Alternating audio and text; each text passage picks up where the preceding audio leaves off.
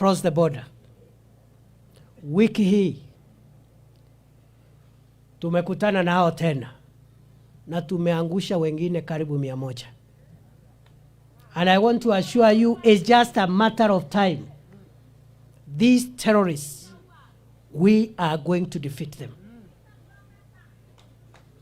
Na wakati tunalalamika kuhusu maafisa wetu wa usalama, tukumbuke kuna wengine, na ni wengi, maafisa wetu ambao wanafanya kazi nzuri. Sijui kama tunaelewana wananchi. Wengine wameumia wakitulinda. Tuko na changamoto ya wezi wa mifugo katika kaunti nyingi za kaskazini mwa bonde la Ufa, ambao kwa miaka mingi wameua watu wetu, kuiba mali yao. Na hii serikali imeamua itakomesha wizi wa ng'ombe milele na milele. Hao wakora, tumepunguza visa vya wizi wa ng'ombe, lakini bado hatujaangamiza hiyo shida kabisa.